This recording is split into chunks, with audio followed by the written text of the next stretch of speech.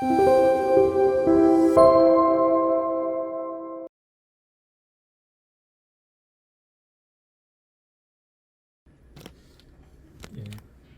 다음과 같은 순서로 말씀을 드리도록 하겠습니다.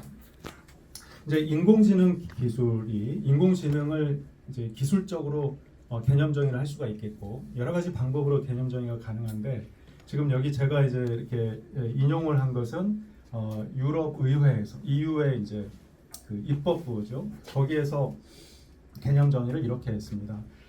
이제 그 기계의 어떤 능력인데 인간과 유사한 능력. 예를 들자면 뭐 리즈닝, 뭐 논리적으로 뭔가를 이제 추론을 하거나 배우 학습하고 계획하고 어떤 창의성을 발휘하고 이제 하는 그 인간과 유사한 능력을 보여주는 어떤 기계, 어떤 기계적인 능력, 이것은 이제 인공지능이라고 정의를 하고 있습니다. 그러니까 이제 인공지능은 어찌 보면 우리가 흔히 말하는 4차 산업혁명 혹은 이제 디지털 트랜스포메이션의 가장 결정체라고 할 수 있고 이제 굉장히 많이 지금 그 전 세계적으로 콜렉트가 되고 있는 그런 데이터에 기반한 어떤 기계 이렇게 이제 이해할 수가 있겠습니다. 그래서 이제 제 4차 산업혁명 혹은 뭐 디지털 트랜스포메이션 인더스트리 뭐 우리가 4.0 여러 가지 이름으로 불리고 있는 지금 네 번째 이제 산업혁명이 고도화됐을 때 이제 현재 어떤 그 과도기에 있다고 보이는데 그럴 때 이제 인공지능으로 인한 굉장히 많은 뭐 정치, 경제, 사회, 문화 모든 영역에서의 변화가 일어날 것이다. 지금 일어나고 있다라고 하는 그런 인식이 이제 강한 것이죠. 여기 이제 여기 있는 그림 제가 그 슬라이드 첫 장에 있었던 그림들은 제가 그 달리라고 하는 이제 오픈 AI에서 개발한 이미지를 이제 프롬프트에 기초해서 생성하는 것들을 제가 처음에 그거 출시됐을 때 거기다가 이제 상용화되고 그러면서 얼마를 했는지 모르겠습니다. 이게 돈을 적립을 해놓고 그걸로 이렇게 유료로 생성을 하는데 너무 많이 했어요. 굉장히 좀 의미가 없는 일이기도 한데 그만큼 이제 사람을 이렇게 빨아들이는 그런 흡인력이 있더라고요. 그래서 그걸 가지고 이제 수업할 때도 학생들하고 이제 나누고 근데 이것도 이제 제가 이 제목과 관련해서 프롬프트를 만들어 가지고 넣어서 미래의 어떤 도시인데 인공지능이 이렇게 건물과 뭐 교통 시스템과 이런 거에 이제 접목된 그런 도시를 그려봐라 했더니 이제 이렇게 나온 것입니다. 그러니까 이것은 아마도 그 전 세계적으로 하나밖에 없는 그림이죠. 예전에는 불가능했던 일이 이제 제가 이제 뭐 그림을 잘 못 그리기 때문에 이런 이미지는 항상 빌려왔어야 되는데 최소한 기계의 도움을 받아서라도 직접 생성해서 이렇게 가져올 수 있는 그런 최소한의 그런 작은 변화를 지금 보고 있습니다.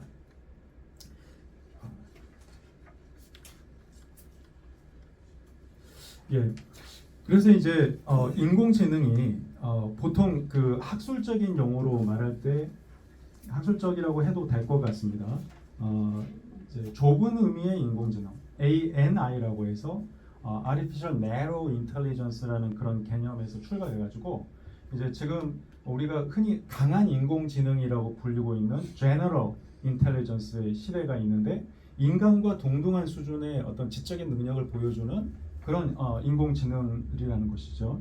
지금 생성형 AI가 작년도 11월 말에 이제 이게 공개가 되면서 그러니까 이제 개발은 계속 되고 있었지만 일반인이 이제 액세스를 해가지고 직접 체험해 볼 수 있는 그런 시대가 이제 아직 1년도 되지 않았단 말이죠. 근데 이게 지금 ANI에서 AGI로 이제 넘어가는 어떤 과도기를 보여주는 게 아닌가 이렇게 보는 분들이 많이 있더라고요. 그래서 인간 수준의 어떤 지능을 보이는 인공지능이 이제 저희 카이스트 내에서도 그렇습니다. 이제 많은 교수님들 중에서 그 챗GPT의 그 어떤 대중에 대한 어떤 접근 이것이 이제 가능해지는 시점을 전후로 해가지고 AI가 얼마나 빨리 우리에게 다가올 것인가, 얼마나 빨리 우리가 이거는 굉장히 다른데 라는 그런 느낌의 AI가 상용화되고 가능해질 것이냐 하는 것이 그 시점이 이제 굉장히 당겨진 것 같아요. 체감이 이제 달라졌기 때문에. 그래서 우리가 기존에는 AI라는 것이 뭐 그림을 그릴 때 사용되는 도구들처럼 어떤 집에서 뭐 이렇게 뭐 무슨 목재를 이제 그러니까 스스로 뭔가 만들고 고치고 할 때 사용하는 어떤 간단한 도구들 같은 그런 개념의 그 인공지능이었다면은 이제 AGI라는 이제 좀 조금 더 이렇게 진보된 수준의 그런 기술들은 AI 자체가 인간과 같은 수준의 어떤 창의력 이런 것들을 보여주면서 특히 이제 문화 예술 영역에서 굉장히 많은 변화들을 보여줄 수가 있겠고 그런 것들이 지금 이제 어떤 단초가 조금씩 드러나고 있는 그런 상황입니다. 근데 그 다음에 이제 우리가 뭐 그 SF 공상과학 영화에 등장할 수 있는 수준이 이제 슈퍼 인텔리전스 ASI라고 한다면은 거기까지는 우리가 생각을 하지 않더라도 지금 이 중간의 단계 인간 정도의 그 창의성을 보여주는 그런 인공지능 여기까지만 생각하더라도 얼마나 우리 이 삶의 전반이 다 바뀔 것인지를 충분히 짐작하고도 남음이 있습니다. 이제 심지어 이제 제가 그 전공하고 있는 이제 지식재산의 세계에 이제 인공지능 발명가가 이제 등장을 했습니다. 이제 여기서 인공지능 발명가라는 뜻은 이제 어떻게 이해를 해야 되냐면 인간이 조금도 도움을 주지 않았다.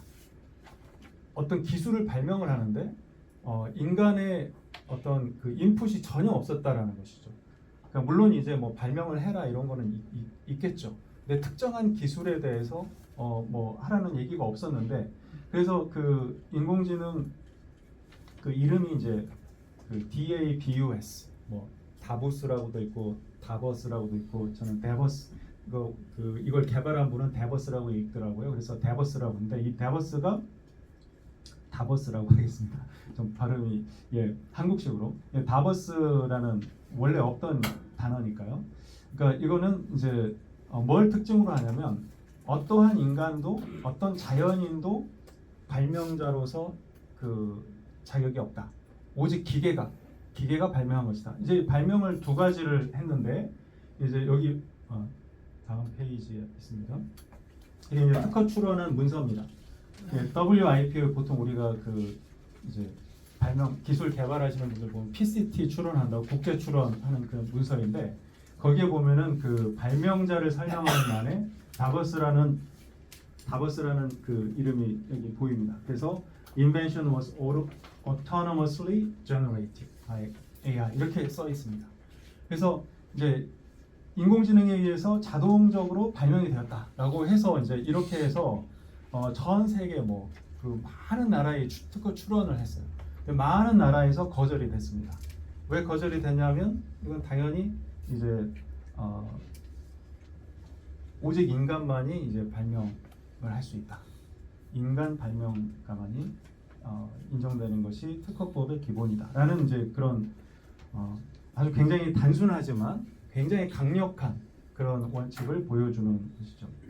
이제 여기에 이제 재미있는 것 중에 하나가 글로벌하게 봤을 때 호주의 연방 법원에서 이제 2심에 가서는 결국 여기도 이제 글로벌한 그 흐름대로 인정을 해주지 않았지만 1심 법원에서는 이게 인간도 피조물이고 그리고 우리는 또 창의성이 있어가지고 창조를 한다.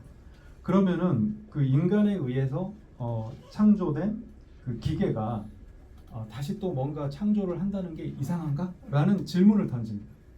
그래서 이제 1심 법원에서 사실은 이거를 이제 발명자로서 적격이 있다 이렇게 인정을 했어요. 그러니까 호주의 1심 법원입니다. 이걸 이제 좀 그 판사님이 굉장히 매우 이 주제에 대해서 진보적인 생각을 하신 건데 지금 이 기계가 한 발명이 뭐냐면 이런 그 프랙탈 구조를 이용해 가지고 여기 보시면 이렇게 막 요철이 막 이렇게 보이지 않습니까?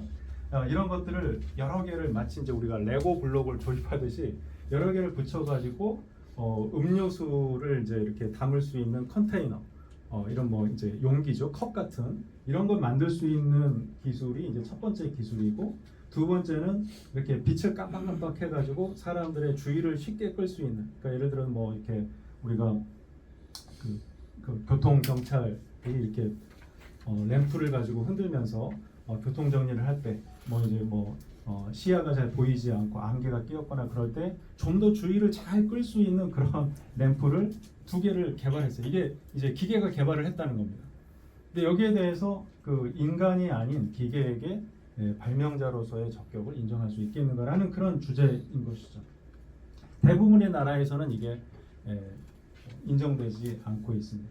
물론 이제 등록이 된 남아프리카 공화국 제도가 좀 틀려가지고 무작정 등록을 해주니까 그런 경우도 있지만 이제 기본적으로는 인간을 발명가로 생각하고 있습니다.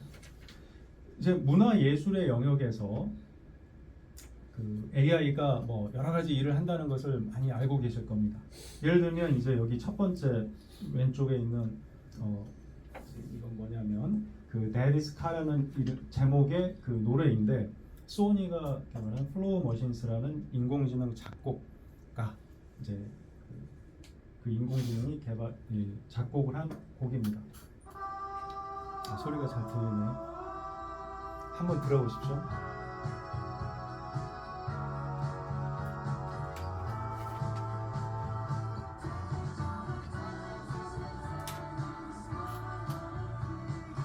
혹시 그 어떤 풍이 느껴지십니까? 얘가 비틀즈의 노래를 다 학습을 했어요. 그래서 비틀즈의 풍으로 아빠의 차라는 그 키워드를 주면서 작곡을 해보라 하니까 이걸 작곡을 했어요. 어떤 그런 느낌이 오십니까? 그 다음에 오른쪽에 있는 거는 한번 들어보십시오.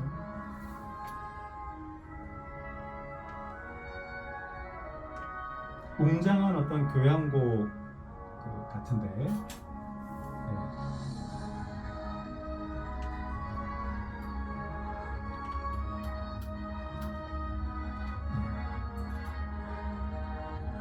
이게 이제 그 스타워즈의 그 테마곡 있죠. 스타워즈 주제곡을 그 인공지능이 재해석을 해가지고 일종의 이제 편곡 비슷하게 다시 이제 만든 그런 곡입니다. 이게 엔비디아의 그 이제 개발자들 포럼에서 이제 연주가 됐는데 연주는 이제 실제 인간들이 이제 한 것이지만 전문 연주가들이요. 마지막에 보면 막 박수치고 막 난리 나는 그런 장면이 나옵니다. 예.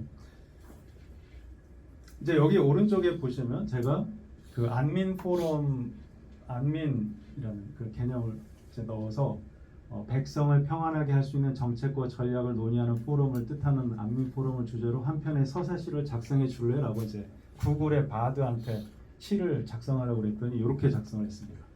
한번 좀 그 뜻이 맞을지 한번 정책을 중간에 넣었어야 되는데 안민 포럼 백성의 평안을 위해 모인 지식인과 정치가들 나라의 미래를 위해 열띤 논의를 이어간다. 경제, 사회, 문화, 교육 모든 분야를 아우르는 다양한 정책과 전략. 그들의 노력이 모여 백성의 삶을 풍요롭게 한다. 안민 포럼은 백성의 평안을 위한 희망의 등대다. 그래서 제가 앞에는 위에 쭉 읽을 때는 별로라고 생각을 했는데 마지막에 희망의 등대다라는 말에 굉장히 마음이 확 이렇게 끌리더라고요. 희망의 등대다?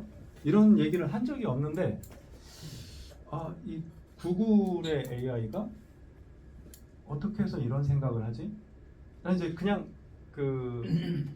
사실 이 AI를 개발하는 분들도 이제 왜 이렇게 하는지는 모르잖아요. 뒤에서 잠깐 말씀드리지만 이 알고리즘이 어떻게 해서 이런 그 마지막에 이제 최종 프로덕트가 이런 표현을 내놓는지는 이제 모르는 겁니다. 근데 이것이 이제 우리에게 어떤 의미를 부여하는 것이죠. 얘가 뭔가를 하는구나. 여기 이제 왼쪽 밑에 있는 이거는 이제 이미 몇 년 지난 것인데 ING 그룹에서 후원해가지고 마이크로소프트 중심으로 해서 개발자들이 모여서 렘브란트를 이제 수백 개의 렘브란트의 그림들을 학습을 시키고 어떤 그림을 그려봐라 했더니 얘가 이제 어떤 그림이 나올지는 몰랐죠. 데이터를 학습시키는 과정은 개발자들이 했는데 제이 월터 톰슨 같은 데서 이제 기획을 하고 이렇게 했는데요. 여기에 이제 나온 프로덕트가 이겁니다.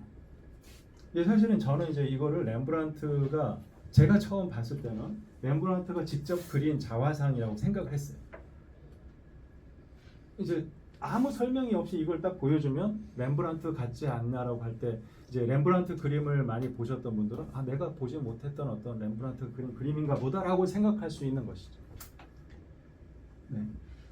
뭐 예를 들어서 지금 여기 이 작품을 혹시 그 매체에서 보신 분들도 많이 있겠지만 이거는 이제 구체적으로 미술 뭐 경연에 이렇게 출품을 해가지고 대상을 받은 그런 작품입니다. 이 작품을 이렇게 뭐 이렇게 어떻게 설명할 수 있냐면 이제 극장에서 오페라를 하는데 굉장히 이제 공간 뭐 이게 번역이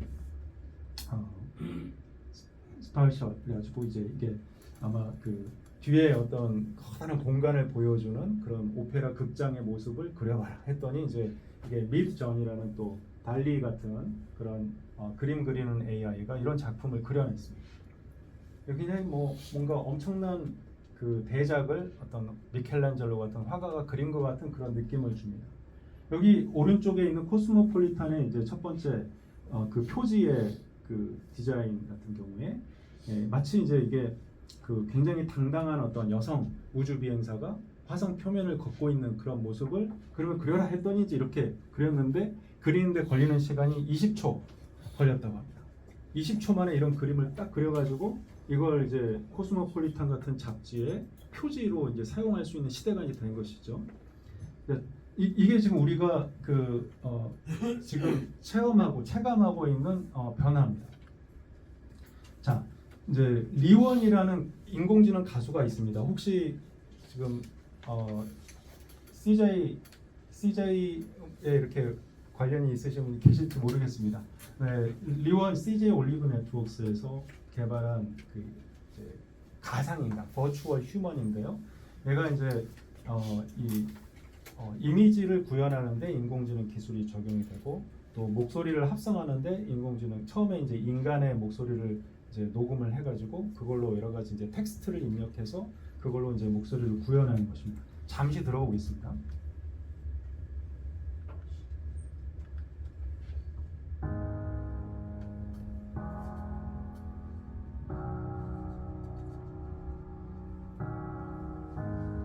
인간이 아니라는 것을 굳이 생각을 하시면서 보셔도 잘 안 됩니다.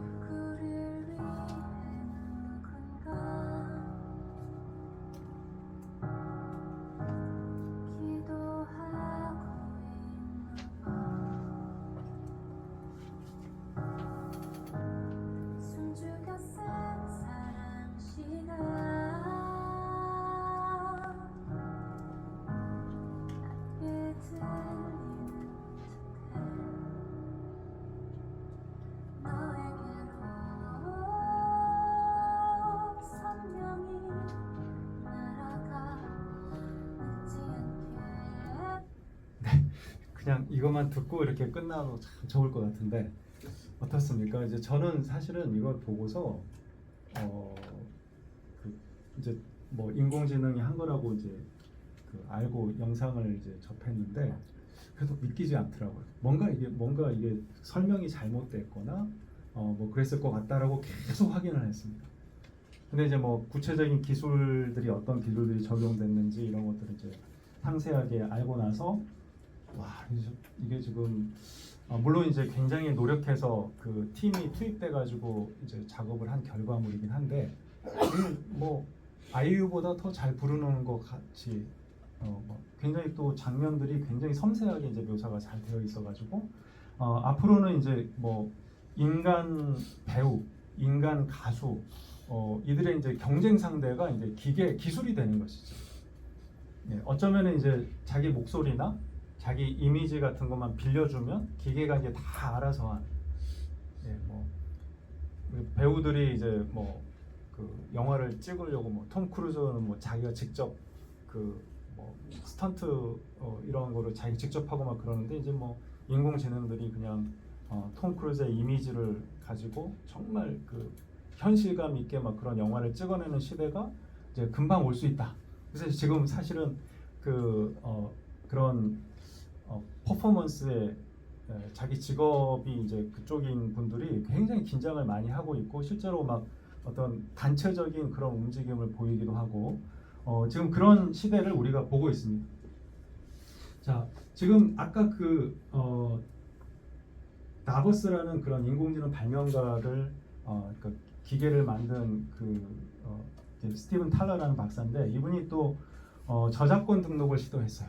그러니까 그 인공지능 그 화가를 통해서 그린 그림이 지금 여기 오른쪽에 밑에 있는 이 그림인데 이게 Recent Entrance to Paradise. 여기서 이게 이제 인간의 이제 뭐 죽었다가 살아난 뭐 그런 사람들 있잖아요. 그 임사 체험.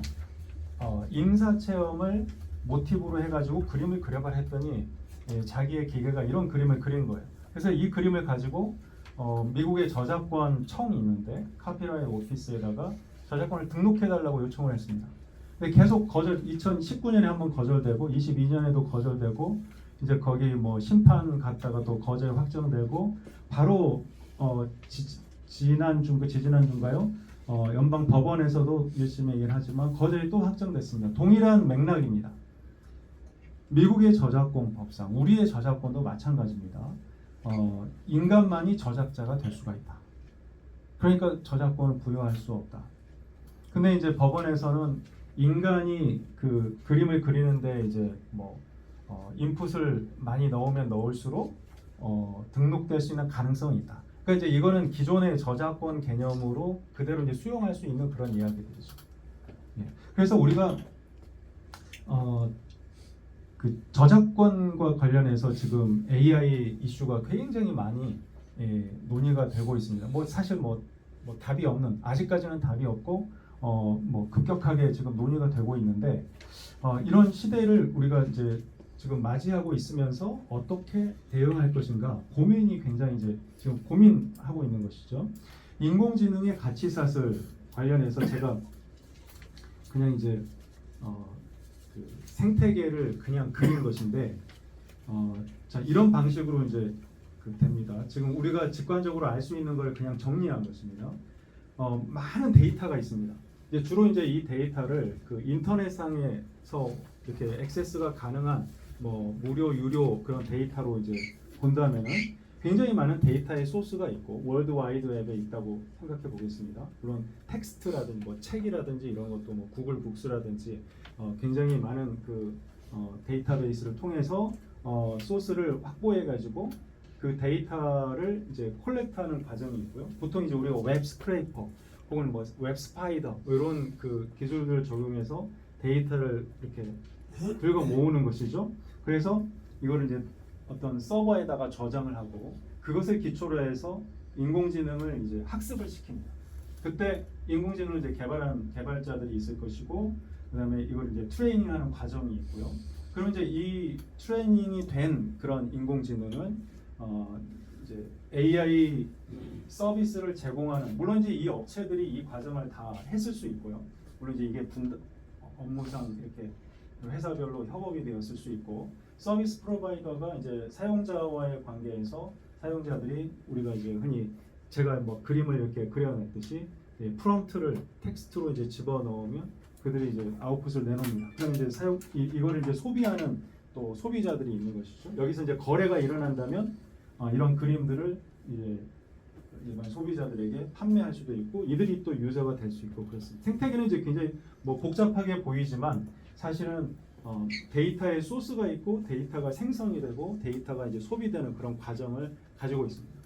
근데 여기에서 우리가 분석적으로 본다면은 무슨 요즘에 이제 한참 논쟁이 벌어지고 있는 부분이 이런 데이터의 원천으로부터 데이터를 학습하는 이 과정에 어떤 뭔가 보상 체계가 있어야 되는 것 아니냐.